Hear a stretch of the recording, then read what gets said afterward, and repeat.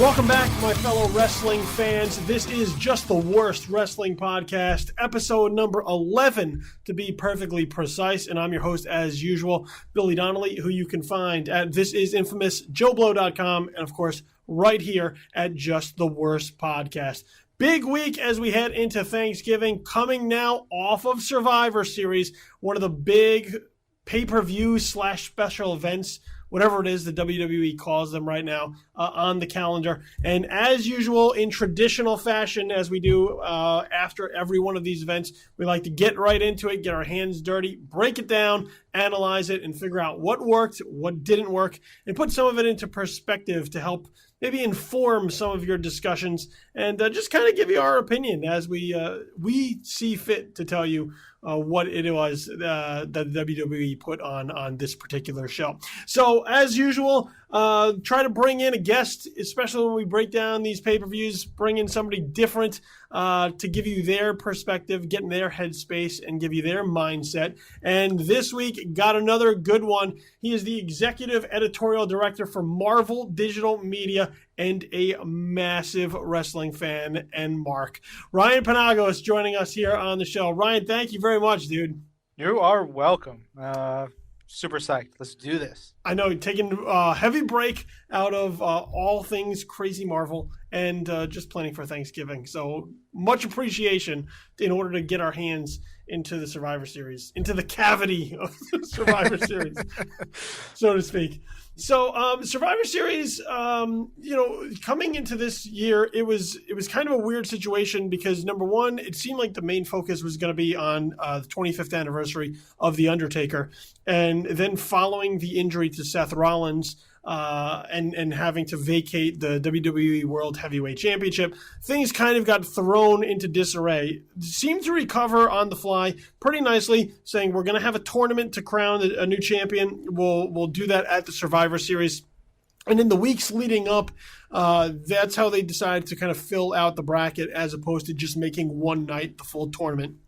So here at Survivor Series, after some pretty tense situations leading up with rumors of threats and maybe nefarious activity that could be surrounding Survivor Series in Atlanta, everyone seemed to settle in with a Final Four and to try and see where we were going to go. So we have Roman Reigns, Alberto Del Rio, Dean Ambrose, and Kevin Owens. That's kind of how we kicked off the show, with Reigns and Del Rio, Ambrose and Owens, and that was going to kind of narrow the field down to the finals, which would ultimately end the Survivor Series. So before we get into the finals and kind of crowning the new champion, I guess let's start right off with the semifinals. So Reigns versus Del Rio and Ambrose versus Owens. How did these matches kind of play for you, and did you like the stories that they told? Yeah. Pardon me. I like Del Rio. I don't love him. So I really liked him when he was in Lucha this year. Having him come back, I feel like he looks amazing, but I'm just missing something from him. But I thought his match was definitely solid. It was good to see. And I thought, for all the people who crap on Roman Reigns, and there are so many of them, he's been putting on hell of a bunch of matches lately. That guy out there doing some really good stuff. I mean, those two matches, those were really solid ways to start that show. Yeah, the thing I keep saying with Reigns is, like, people can't let the last year go. Like, as much as they've tried to reshape him some and kind of get him street cred, I guess, as far as, the WWE universe, and especially, the IWC, the smart fans, they can't let some of it go. They can't let go of last year's Royal Rumble. They can't let go of the build towards WrestleMania. They just can't let it go. And no matter what he does, even if he works ridiculously hard at it, they can't see it. They're in complete denial. And it's almost like they refuse to give in. They refuse to lose.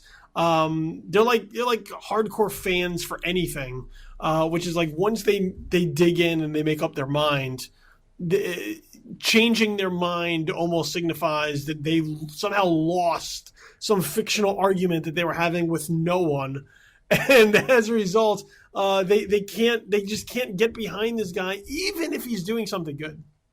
Which is a bummer to me. I mean, I'm on the internet, and I guess for me, I have I guess a little bit of a different perspective on the way I watch wrestling because being on my side of Marvel, I see so much of that internet fan community Yeah. and reflected back on all the way what we do, how we do it, all this stuff.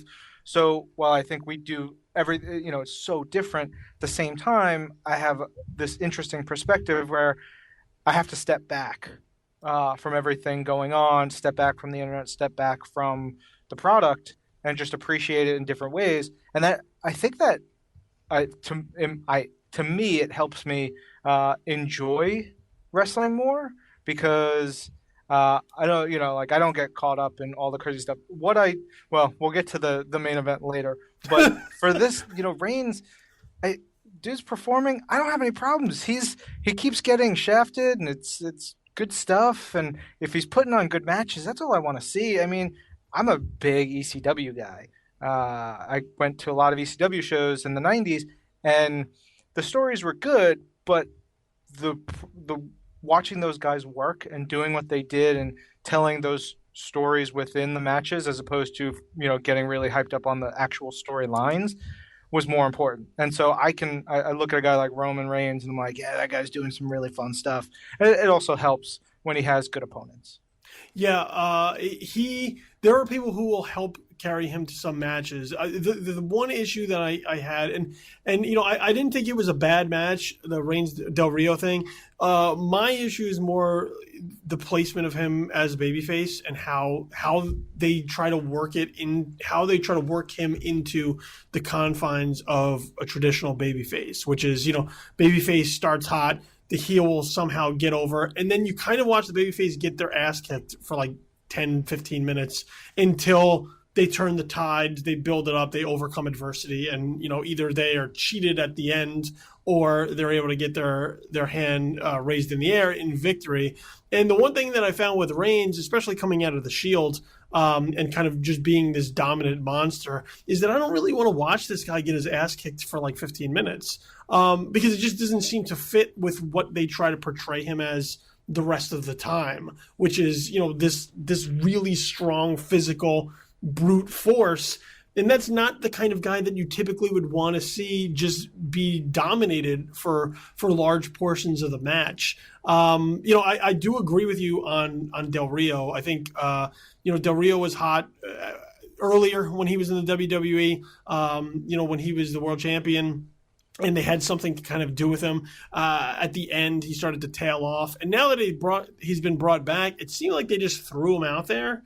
And there's nothing to him. So if you hadn't been following WWE for a while, or you're kind of one of the more casual fans, you might not make that connection to Del Rio from his previous run in WWE. So now he just feels like a new guy that's thrown in, and there's really nothing there for you to connect to.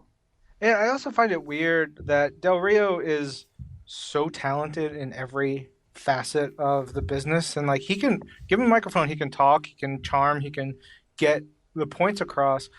Zeb, I don't know that you need Zeb. Zeb becomes superfluous here. I'd rather they use Zeb Coulter with someone else. I don't know. I'm just not jamming on this storyline too much, but what are you gonna do? Yeah, it feels like two guys just thrown together with no real reason, no logical reason why they would be together. I get them trying to play off of this Mexican American kind of uniting thing, that kind of has its hands in real life politics, I guess. But it just seems like a really strange mix that they haven't explained either. So I think when people look at it, they're just as confused by it, trying to figure out how and why this is happening, as opposed to everything that surrounds it. Ambrose and Owens is the other semifinals match, and I thought this was a really good back and forth. I think this is one of those situations where kind of the styles make the match. You kind of Owens is very versatile. You can do a lot of things with him, and he can do a lot of different things in the ring as far as style wise. So when you have somebody like Ambrose, who's kind of just a brawler, and that's more his specialty, Owens can kind of match that, and as a result, you have this style clash together where they're able to kind of fit together. They have a little bit of a chemistry working together, and you can get a pretty decent bout out of it. Yeah, totally. I thought it was fun watching them, and that of most of the matches of the night was the one that had me on the edge of my seat the most, probably. I don't know. As we recap more, it may change, but like that one, I was like, there was an inkling that maybe we'll get Kevin Owens going to the main. Like if he had won that match, I thought there's a legitimate shot that they put the title on him. But it was such a good back and forth, and it was really intense. I liked the ending. I think, whoever's been scripting a bunch of the last couple, some of these matches recently, where whoever has been helping out some of the guys coming up with the final sequence, it feels like there's been some extra emphasis on that lately, or it could just be the guys who are really good, like Owens and Ambrose. There was something special to it, and there was that moment right at the end when Ambrose pinned Owens, and he like crossed himself, and he had this little series of gestures, and I was like, that just was a really nice little topper to the end of it. Yeah, I agree with you completely that this was the one match I thought stood out because it was the one that had an air of unpredictability to it. Heading towards the finals, there was that little piece of your mind that was like, could Owens do it? Like, could this be the wrinkle in the tournament? Because, as we've talked about on previous episodes, it just always felt like there was this air of predictability towards getting Ambrose and Reigns in the finals. It just felt like inevitable. It felt like this is where we were going to go. And, not to say that predictability is a fair knock. I think sometimes people harp too much on, I saw it coming. But it is also all about the journey, not always the destination. And I thought the journey of getting to there just felt very predictable along the way. And, like you said, I think Owens would have been a nice wrench to throw in the gears there just to keep people on their toes and have them say, well, what could happen in the finals? What could it? Is it possible for Kevin Owens to get the belt tonight? What, and then have that intrigue, that mystery kind of feed into your viewership by once again feeling like you never know what's going to happen. Yeah, and I think they could, like the Ambrose Reigns match, that we could like the anticipation could be built for so much longer on that it could be such a big deal, and then you could tease it, and even when we get Rollins back, like there could be so much more to that. And it's not that this the Survivor Series match was a bad one. It just I felt like the stakes weren't there. Yeah, I would agree with you. It just felt like something that could have been something big. And granted, they're in somewhat of a rut because of where they are. They have tons of guys on the injured list. John Cena is taking a sabbatical. So they're trying to piece things together, and the roster isn't as top heavy as it was. The roster is actually really bottom heavy. So, they're trying to figure out as best they can with the main event who they can use that makes sense and could maybe buy them some time.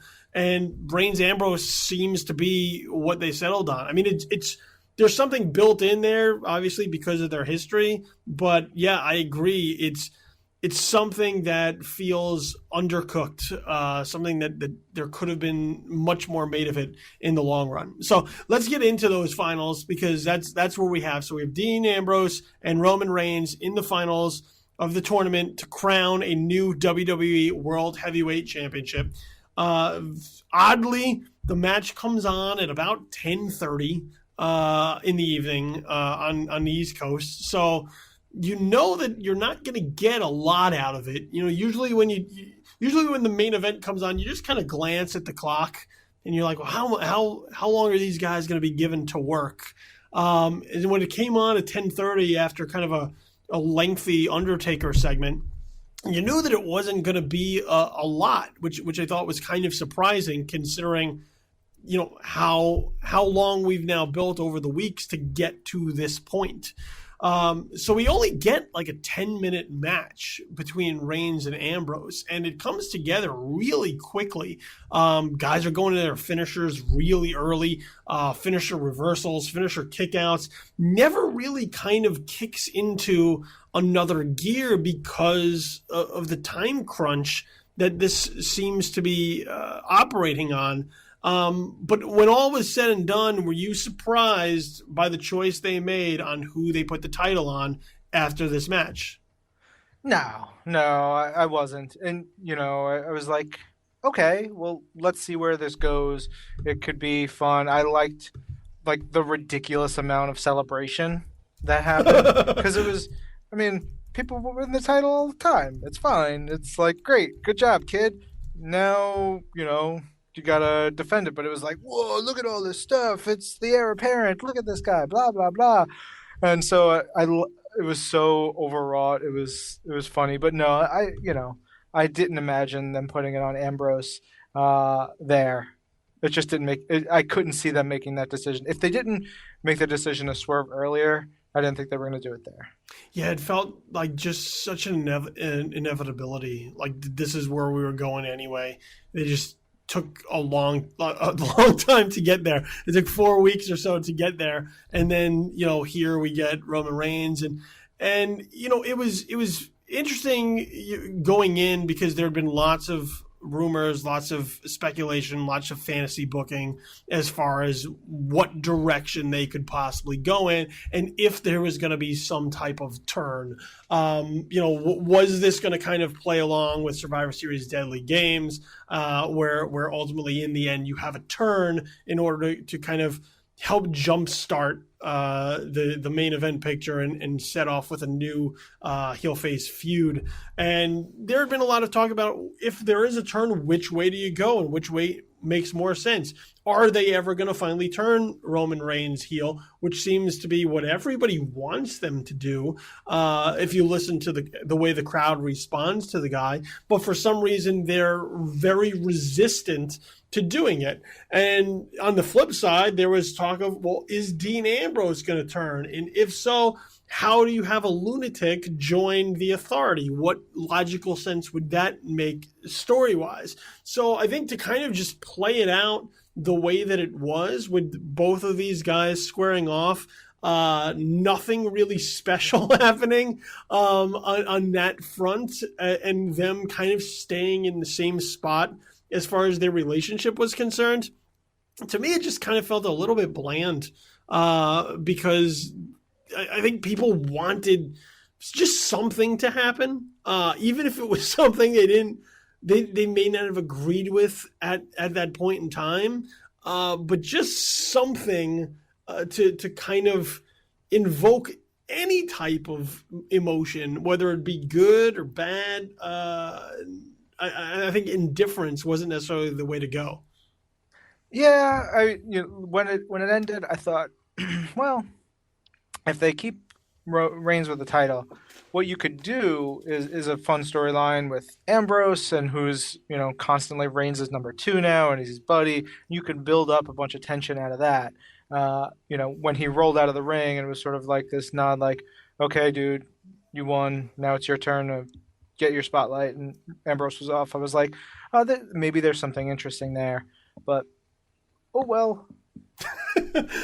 Well, as you mentioned, a ton of celebration to follow this. Confetti out the ass. So much confetti. There was, I think, one piece of confetti got loose before the match finalized. Like it was on the mat before. Because there's too much. There was so much confetti stuffed in. It was just an incredible amount of confetti, and I was laughing. I was like, oh my God, that is excessive.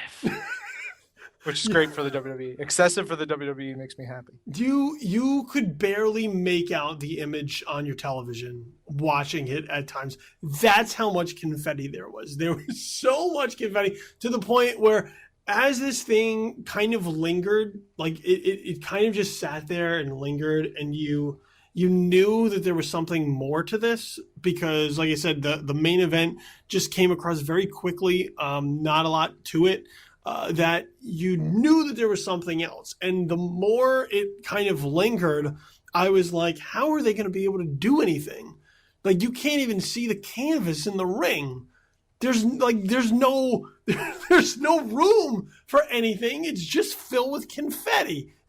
I've been to WrestleManias, and I don't think they had as much confetti at a WrestleMania that they did here at the Survivor Series.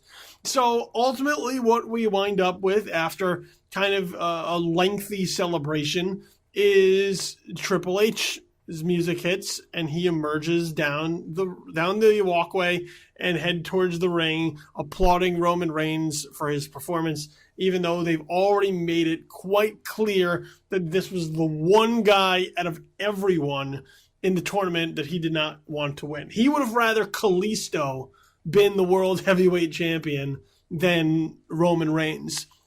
And that's kind of where I think the other thing that was speculated on just kind of felt like an inevitability, which is Sheamus still has this Money in the Bank briefcase, and at some point he's going to use it. And the longer they wait for him to use it, the less sense it's going to start to make, because now you're getting into the Royal Rumble, now you're getting into WrestleMania, and it's really hard to picture Sheamus factoring into the WrestleMania picture as it relates to the world title. So Triple H comes and extends his hand to congratulate Roman Reigns, and Roman Reigns kind of shuns him, kind of doesn't. It's a very strange moment, because even though you have this heel authority figure there that is supposed to be distrusted and whatnot, to not just even accept the congratulations kind of just feels like an odd moment.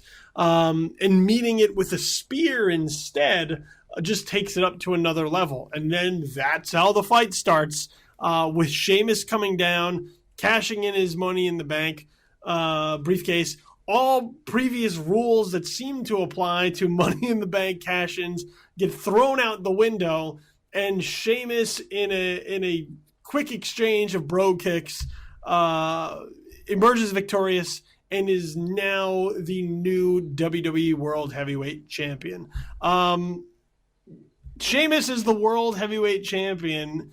Does that do it for you in any way, shape, or form? Well, I want to back up a little bit. Sure. Talk about a couple of things you mentioned. What rules did you mention that they threw out? Because, I was, for a long time, I was a lapsed WWE fan, and so I've only come back in the last couple of years. And what rules about the briefcase did you? Well, the only real rules, because people have tried to just cash in quickly to kind of make the most and take advantage of their opportunity, but they've never done it where you could just kind of cash in and pin a downed guy and then just get a 3 count. Usually it's kind of like a match. So there's been times in the past where the referee hasn't actually started the match until the champion could respond, until they could make it to their feet, and for whatever reason, that it was actually a contest of some sorts, whether they were at an advantage or disadvantage or not. This is the first time I've ever seen where the Money in the Bank holder could just come in, hand the briefcase, lay on his opponent, they ring the bell, and they try to count 3. Now, granted, it didn't work that way, but it just seemed like one of the things that WWE has trouble with sometimes is forgetting history.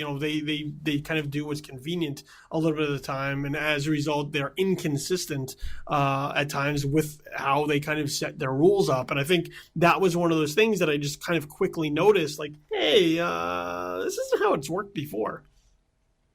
You know, I don't know. To me, it's their history, their rules are theirs to change at their whim, and kind of almost the fun of it is the fact that crap, whatever, they can twist and turn and maneuver and shake things up. I mean, it's pro wrestling, so everything is sort of malleable. History is going to be rewritten a million ways. So I'll be honest, I didn't have a problem with that. I kind of like the fact, to me, the whole cash in, I had forgotten. By the time that it all came around, I wasn't on, I guess it's fair to say, I wasn't on Twitter at the time. I wasn't like paying attention to the internet or doing anything. I was like doing stuff in my house and watching.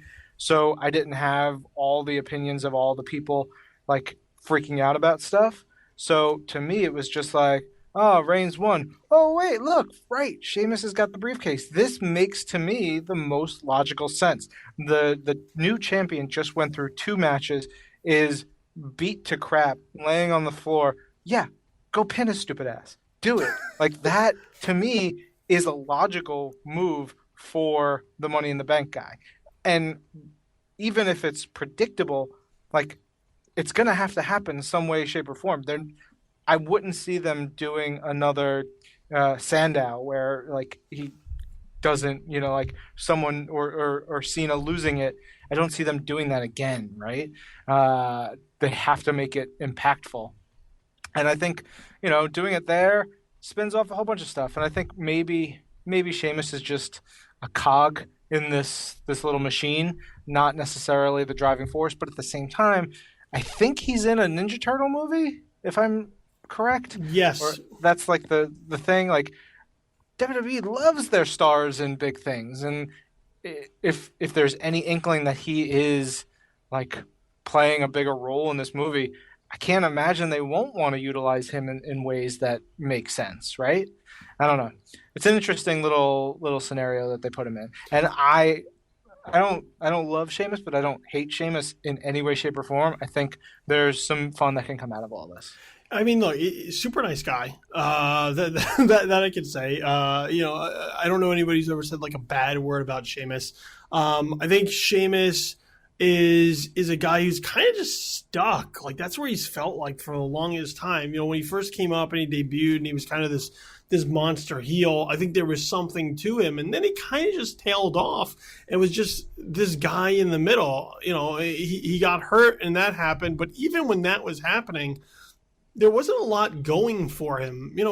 He'd come out and he'd fight guys and he'd bro kick guys, and the fans would get into it, but there was never this sense of he's a major part of what we're doing. He just seemed to be like a Dolph Ziggler, like a guy who like he does what he does well, but that doesn't mean that the company is really behind what it is that he's doing. They throw him out on cards. He has matches. They may move him up and down a little bit where they see fit, but there's not a lot behind him. And that's why, even when he won the Money in the Bank, I think there was a lot of surprise as far as like, is that really the decision that they're making? Because it didn't seem to be too much behind him. It just, even coming back from injury, he just kind of seemed to be just another guy stuck in the middle. And, you look at here where, and the WWE always likes to try and do this. And I just find it to be not sound storytelling where, even earlier in the night, he's a part of this Survivor Series match.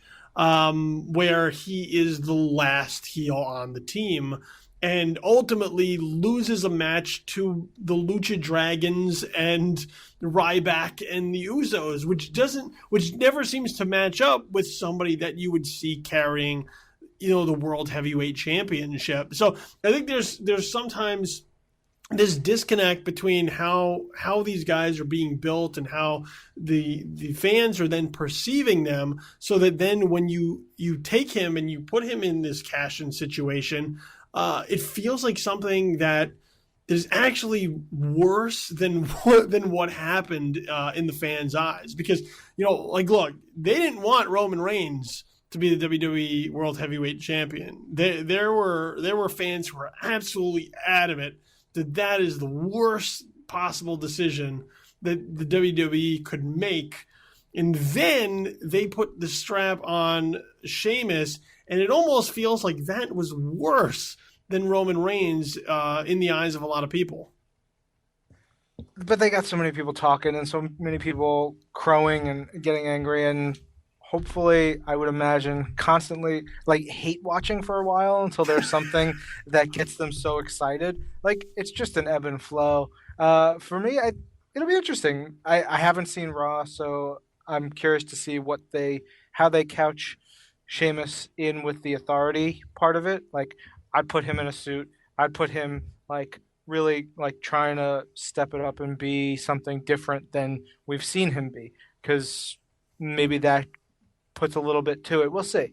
I'm in the minority with with probably your listeners and most of the people on the Twitters who are up in arms about this, but I got no problem with all this. I'm into it.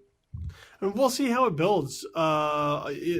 Spoiler heading out of Raw is, we're headed for Reigns and Sheamus at tables, ladders, and chairs at TLC. Which was kind of obvious. And I think this is going to be, I don't know how long they're going to keep this belt on Sheamus, because I just heading into WrestleMania 32, going to Dallas, trying to sell out that humongous stadium. They're still going to, for all the special attractions that they're going to try and bring in, whether you have Brock Lesnar, there are all kinds of rumors about Ronda Rousey and The Rock, which I don't know is going to come to pass. But there's all kinds of things that they're going to try and call upon in order to get as many people in that stadium as they possibly can, and as many eyes as they can watching it, because it's WrestleMania.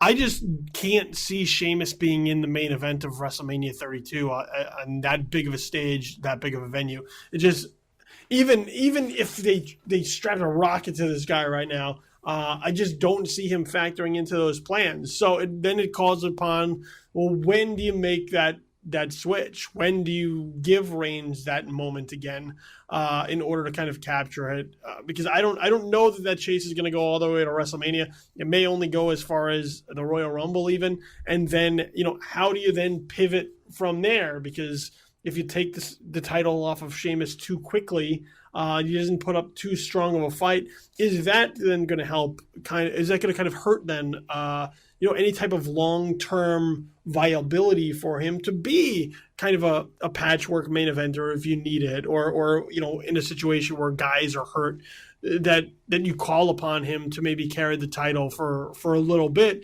because he's there and you kind of need him. Yeah. I mean, what do we have? 5 months until WrestleMania?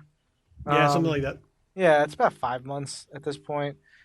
So much can happen. Friggin' half the roster could get broken toes, and all kinds of hell will break loose. I'm kind of into the idea that something definitely is going to have to be different from what it is now.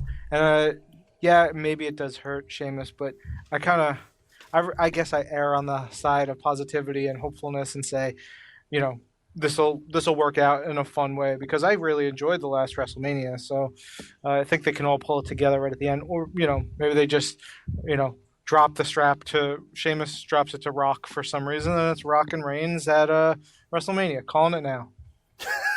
There you have it. Throwing it down. That's the prediction. Yeah, cousins fighting. That's going to be the big subhead on it. The other big thing that was set up for Survivor Series, as I made mention of earlier, is 25th anniversary of The Undertaker. It was 25 years ago at the Survivor Series that The Undertaker made his debut in the WWE/WWF as part of Ted DiBiase's Survivor Series team. And ever since then, The Undertaker has not looked back, has morphed to different varieties, different variations of the Undertaker character, whether it's been different versions of the Dead Man or the Undead Man in many respects, to a badass biker for a little bit. The Undertaker has been around for a very long time. And here it was the Brothers of Destruction. So The Undertaker and his brother Kane against the Wyatt family. Now, going in, we'd just been told the Wyatt family. What that meant, nobody knew. Was it going to be the Brothers of Destruction versus all of them? Was it going to be the Brothers of Destruction versus two of them? Which two were it going to be? And the way it shook out was that it was the Brothers of Destruction versus two members of the Wyatt family that Bray Wyatt himself would choose. So Bray Wyatt chose himself as well as Luke Harper. And we had a tag team match to kind of celebrate The Undertaker. And really what you had was your typical outstanding Undertaker entrance that everybody gets fully into, and then kind of a greatest hits of The Undertaker as far as the match was concerned. Yeah, what's wrong? It was so like that was I wouldn't call it popcorn match because that denotes something else in wrestling, but like you just sit back and you just enjoy it. It's like what's gonna happen. It's cool, man. This is a good time. You're gonna see the big dude go through a table. You're gonna see Kane and Undertaker pose around a little bit. It had no impact, no lasting impact story wise or anything. But it was fun to watch. Although I did feel bad for Eric Rowan. We know we're gonna do a Strowman. Just go out there and get jobbed out right away, quick, real quick. It was funny. Yeah, the only look, I watched The Undertaker since the beginning. I remember watching that initial debut at my grandmother's house, like through the fuzzy pay-per-view TV, like just trying to listen to it and like make out the scrambled television picture to see what was happening. So I've long been a fan of The Undertaker for quite some time. For me, the weird part of this was the Wyatt family and how the Wyatt family continues to kind of be presented to the audience, because they don't ever get to do anything. They just get to kind of say that they're going to do some stuff, and then there's no teeth to any of their threats. They're not really very vicious. They're not cunning or ruthless. They talk a lot. Bray Wyatt talks a lot. Sometimes, they'll have some cool visuals that support it, but he never gets to go out and really show himself to be a threat. And then you have matches like this where you know what was going to happen. Like this is the Undertaker's victory tour, probably like the start of the Undertaker's victory tour, like his last lap before he hangs it up. And who knows when that's going to be? Could be WrestleMania, could keep going for all we know. But I just get the feeling like this is the time where the Undertaker's starting to wind down, starting to do a couple of things for the last time. And, kind of like when Derek Jeter decided he's leaving baseball, just kind of makes this tour around where everybody can see the Undertaker one last time and appreciate it, which is fine. But I just thought it came at the expense of Bray Wyatt, who continues to kind of struggle to find his place, and they keep throwing him out there. And I think the more these things continue to kind of happen and build where he doesn't get to ever beat anybody, it weakens a character for yourself long term, that once his credibility is shot, I don't know that they're going to be able to build him back up again. Yeah, I can't disagree with you. The Bray stuff, I want to see him, and it's wrestling, so winning, losing, it doesn't matter as long as they all look good. I think they need to find more ways to make him look better, and make the faction look, like you said, they need to look more menacing and dangerous, and there's something missing, and maybe he goes in the title picture like that. Maybe there's something there. I don't know. I mean, it seemed like so long ago where people were like, oh my God, Bray Wyatt, he could be this next thing. And now where are we? Yeah, I think menacing is the exact right word to use there, because you never get that sense, and I think it's kind of started with with the Cena program that kind of got cut short. When Cena kind of had to leave and help out where there are injuries elsewhere on the card. But since then, it doesn't seem like it. And yeah, and we say all the time, like, wins and losses don't matter as long as you're telling something. But in some cases, like, the wins and the losses do matter. Like, if you have too many losses, it's going to hurt you. Too many wins will never hurt you, but if you don't win enough, I think that hurts. And even just sticking him in kind of a mid card feud with somebody that you put a story behind, and let him get over on them. Like, I think that would be helpful, even just a small bit. When he was kind of first starting out, the natural comparisons for him were to people like Mankind and Jake the Snake and whatnot. And if you remember, like, Jake the Snake would win feuds. He'd do it in a cunning and sneaky way, but he would still manage to win feuds. Bray Wyatt still hasn't really won any feuds, and I think it just keeps weakening him the further along we go, where they don't really give him an inch.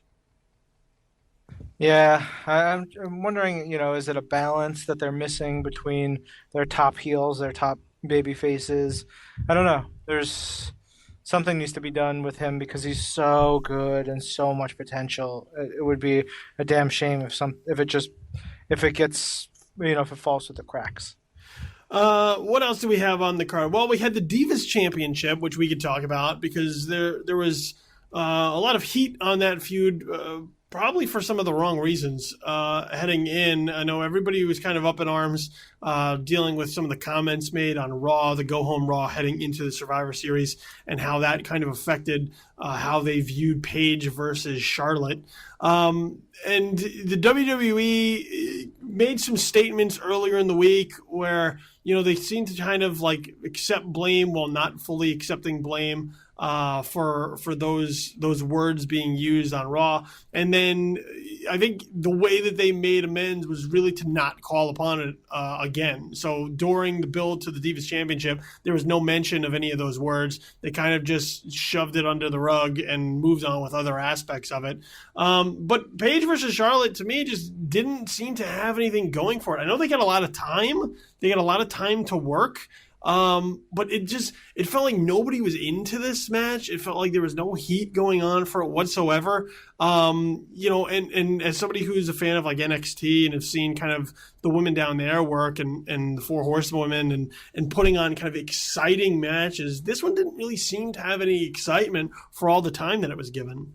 Yeah, I'm trying to recall any of the spots off the top of my head or anything that really happened. And the only thing that sticks in my head is the ending and how I felt it was strange the way it ended so close to the ropes. Yeah, it did. I don't know if that was just my weird observation as a longtime wrestling fan, but I was like, she could have pulled her into the ring a little bit further, it was just a weird placement for the end of the match.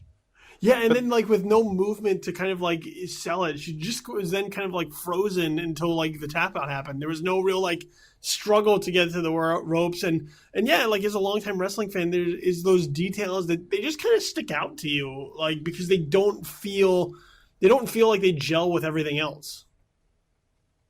Yeah, there was something missing, and I think maybe it's just sort of them trying to get the Divas division, re-kickstarting still and finding its way to go. And I think hopefully putting Sasha Banks in it a little bit more she's just, I don't know, as much as I love Charlotte, I've come to love Sasha even more, and I'm hoping that she changes it up a little bit because, this one sort of ended in a way I was like, nah. Yeah, the weird thing is how much everybody really desperately wants more Sasha Banks. And for some reason, we're not getting it. To the point that there's we want Sasha chants that break out anytime she's not involved in a match. And yet the next week comes and there's still no Sasha on the card. And look, I'm a huge Sasha Banks mark. I was in attendance for the Iron Man match. Having watched the NXT Takeover specials, you can see what these women are able to do when they have the chemistry. They are given the time, but like there just seems to be something that's clicking between them as well as in the storyline. And for some reason, it just felt very flat. It didn't feel like there was any heat behind it whatsoever. Yeah, I don't know. Maybe it's like Charlotte feels natural, but what they're doing with Paige right now feels a little bit forced, and so there's just a little bit of a clash that's where I'm missing. Like I feel like if it was Paige versus Sasha, it just would have had a little bit more substance. I don't know what it is. Who's to say? Well, there's also the issue of like Charlotte. They just came to rely on Charlotte being Ric Flair's daughter. Like there's no character development that she's kind of been given since she's been called up to the main roster. Not that she had a ton down in NXT, but there was a little bit more of an organic feel to her down there. Here, as you mentioned, I think some of the stuff feels a little bit forced as far as the way the interaction happens, and as a result, the problem is when your fan base continues to get smarter, and not to say like everyone are smart fans, but they are smarter just overall. The more you're exposed to the product, the smarter you get to it. And I think when you see things that don't really feel like they mesh with everything else, they feel kind of out of whack. It's hard to ignore them. Yeah, I can't disagree with you there. All right, a couple other matches that were on the card. Tyler Breeze versus Dolph Ziggler. Tyler Breeze partnering up with Summer Rae still, and Dolph Ziggler doing his best 80s hair metal impersonation. And then once again, this was just a weird pairing of for a match, I think. I know that they've been trying to push some type of storyline here, but Tyler Breeze is still very fresh. And to kind of have Dolph Ziggler almost serve as enhancement talent for him, it just seems like an odd choice at a time where somebody like Dolph Ziggler could be a valuable asset to you when you have when your roster is short right now due to injury. Yeah, at the same time though, I don't know how much it like hurts Dolph really here, because like you could just take Dolph the next night, put him in something, put him in a match, let him flip flop around a little bit, sell like crazy, and you'll be like, oh yeah, Dolph Ziggler. Everybody's like back into him. I think for me, I love Tyler Breeze so much that I'm very excited and very nervous for him in the main roster, because it's such a it's the problem with NXT, right? It's the gimmicks or the characters and the stories that work so well in NXT don't necessarily translate over when they're on the main stage. Like, I'll be honest, I'm not a big fan of the Ascension, never was, but I got why they were over on NXT and in the NXT arena. But when you put that over in a big, when they're facing regular WWE roster guys, it really doesn't work, and it shows that it doesn't work. Tyler Breeze is such a quirky character, but he's so talented. I just want to make sure, like, I'm hoping that they let him talk more and let him have that personality and let him, get out there and show why he's on the main roster. So putting him over Dolph to me is like, okay, it's a start. He needs to have more of those matches. I feel like he also needs more of like, there needs to be more of like the NXT work rate guys on the main roster to sort of keep this up. Put him against Neville, which I imagine they'll do. And then you're going to see a bunch of great matches, and hopefully you'll see something good. Yeah, I would agree. I think when you have those guys who have familiarity with how each other work, and they have a high work rate as far as what they're able to do athletically against each other, that helps showcase the talent. So, even somebody like Dolph Ziggler is a good match athletically for somebody like Tyler Breeze. But if you took Tyler Breeze and you put him in a match with like Ryback, it's gonna turn out really ugly, and it's not gonna help anybody. So I agree. I'm a huge fan of Tyler Breeze. I think it's a great gimmick. It's just gonna be a matter of, can they build this guy the right way where they have long-term value with him, or is it going to kind of be a flash in the pan like Fandango, where he works for a little bit until they go, I'm kind of tired of this, and then they move on? Because I do think the talent is there, and there is main event possibilities with Tyler Breeze down the road, but you gotta cultivate it at the start. That's how you build that long-term value. Yeah, I agree. Fingers crossed. It's still early in his run, and they've got some room to figure it all out. And then the other match we touched upon earlier was a traditional Survivor Series match with Ryback, the Lucha Dragons, and the Usos versus the New Day, Sheamus, and King Barrett. For me, I like the New Day. Sheamus does, I think is fine for what he does. The Lucha Dragons and the Usos, I think, are fine for what they do. This just felt like a weird match. We need 10 guys to be in a Survivor Series match. And they just threw them in there with no investment for anybody whatsoever, no storyline purposes, no real build to it, just kind of a match for match's sake. And as much as I like the guys in it, it didn't do anything for me while I was watching it. It felt a lot like filler. 100%.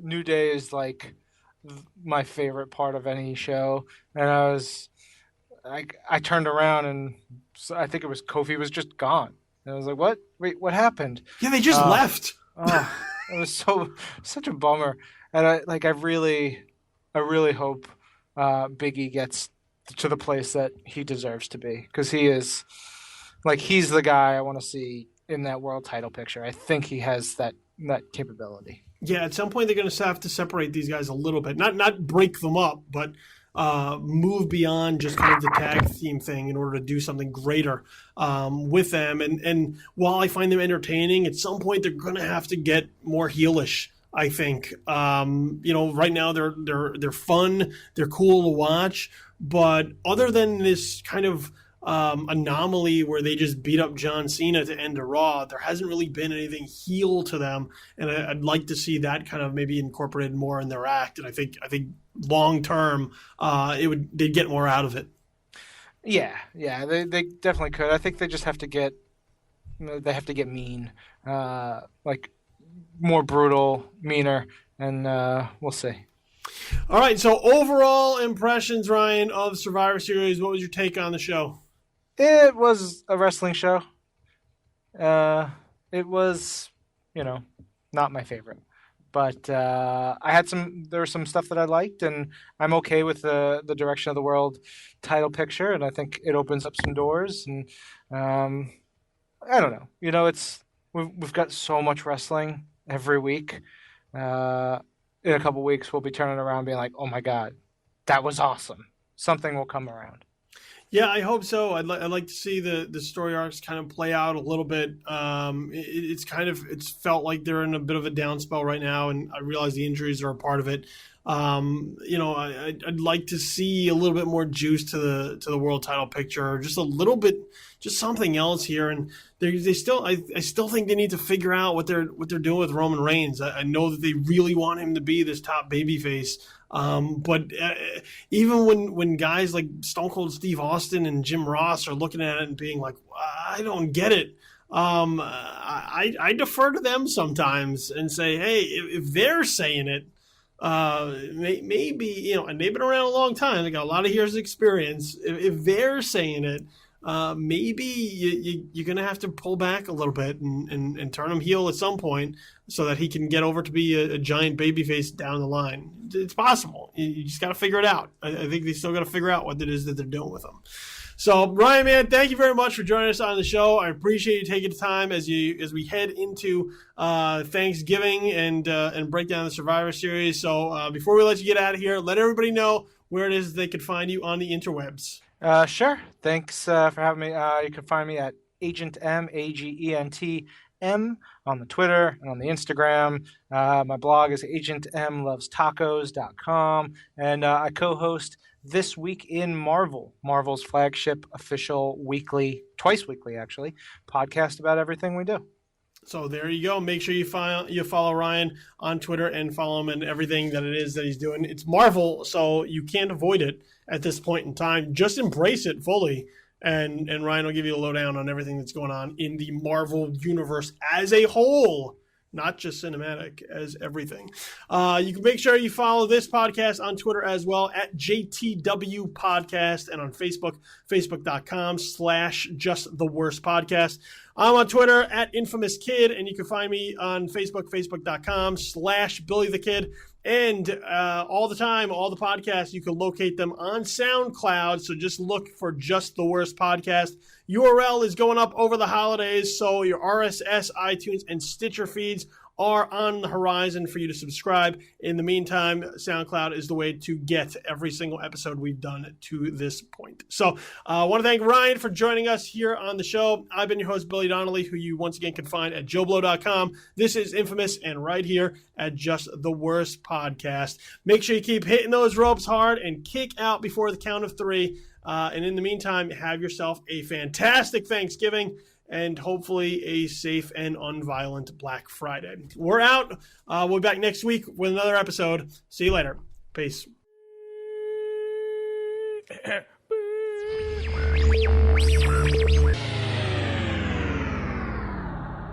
Just the Worst Wrestling Podcast, episode number 11, has been a presentation of Just the Worst Podcast Media.